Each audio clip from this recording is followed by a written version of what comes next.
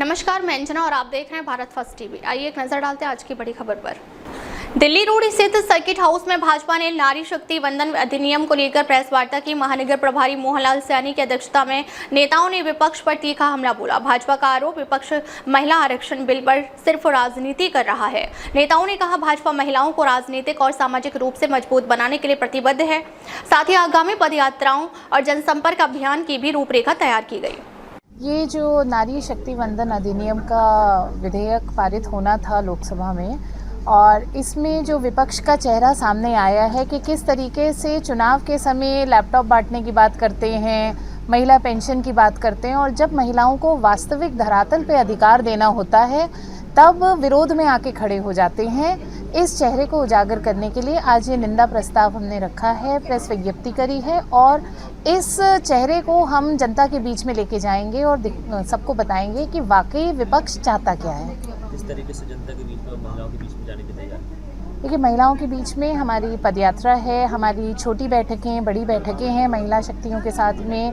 जो समाज के विभिन्न क्षेत्रों में अग्रणी महिलाएं हैं उनके बीच में जो हमारी गांव-गांव जाके हम बैठकें कर रहे हैं, और महिलाओं के साथ हम बैठकें करेंगे उन्हें बताने के लिए कि जब वोट का समय आता है, चुनाव का समय आता है, तब ये लैपटॉप के बहाने और समाजवादी पेंशन और इस तरीके के वादों के बहाने से जो ये लुभाते हैं, लेकिन वास्तव में विपक्ष आज भी पेट्रियार्कल है, आज भी नहीं चाहता कि महिलाएं पर्दे से बाहर निकलें, आगे बढ़ें, अपना अधिकार लें। पदयात्रा की शुरुआत कब से हुई? पदयात्रा की शुरुआत कल से शुरू है। पदयात्रा महानगर में चल चुकी है और ज़िले में भी हमारी कल से शुरू है, आज भी हो गई है, आज शुरू हो गई है।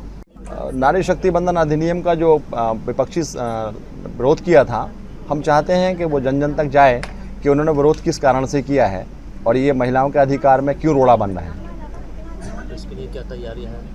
क्या देखते हैं आप, किस तरह से जिस तरह से विरोध किया गया विपक्ष के द्वारा, उसमें क्या संदेश अभी तक महिलाओं के पास पहुंचा? उन लोगों का विरोध करना था कि महिलाओं को उनके अधिकारों से वंचित कैसे रखा जाए, लेकिन भारतीय जनता पार्टी की नीयत साफ है कि वो आधी आबादी को उनका अधिकार दिलाने के लिए दृढ़ संकल्प है, और हम चाहते हैं कि जन जन तक जो विरोध उन्होंने किया है वो जन जन तक पहुंचना चाहिए, और आधी आबादी चुनाव में उन्हें ये सबक सिखाएं कि उनका जो विरोध है वो असहनीय है।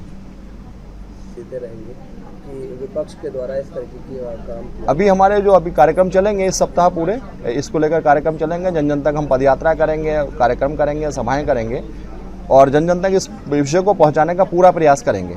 नारी शक्ति को जगाने के लिए हमारा ये अभियान चलता रहे। कार्यक्रम की क्या शुरुआत है, क्या रूपरेखा? अभी हमारी पदयात्रा का कार्यक्रम है, विधानसभाओं पर बैठ के रखेंगे और जागरूकता कार्यक्रम रहेंगे हमारे इस तरह। नहीं, राजनीति कारण नहीं है, हम लोग लोकतंत्र की जो रक्षा के लिए जो करना पड़ेगा करना ही चाहिए।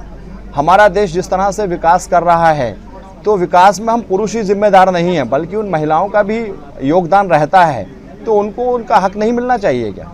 मिलना चाहिए। हम उस हेतु प्रयास कर रहे हैं। सवाल यह है कि विरोध प्रदर्शन में जो महिलाएं शामिल हो रही हैं जी, उनको ये जानकारी नहीं है कि आखिरकार वो किस लिए शामिल हो रही है कार्यक्रम में। नहीं, ऐसा नहीं है। हम लोग जब भी कार्यक्रम करते हैं तो पूरा उनको जानकारी के बाद ही यहाँ पर आप बैठे हैं, लोग पता करिए आप क्यों बैठे हैं सर। अखिलेश यादव ने बड़ा सवाल खड़ा किया है। अब मीडिया में बोलने के लिए अखिलेश यादव जो कह रहे हैं, उन्होंने तो धार्मिक विषय को लेकर भी कहा कि आरक्षण धार्मिक होना चाहिए। आप सोचिए, भारत को धार्मिक सरकार तो चला नहीं रहा, लोकतंत्र के हम अनुसार काम कर रहे हैं, तो किसी एक धर्म को लेकर हम कैसे आरक्षण दे सकते हैं? अब तक के लिए बस इतना ही, फिर मिलते हैं एक ऐसी ही बड़ी खबर के साथ। तब तक के लिए नमस्कार और देखते रहिए भारत फर्स्ट टीवी।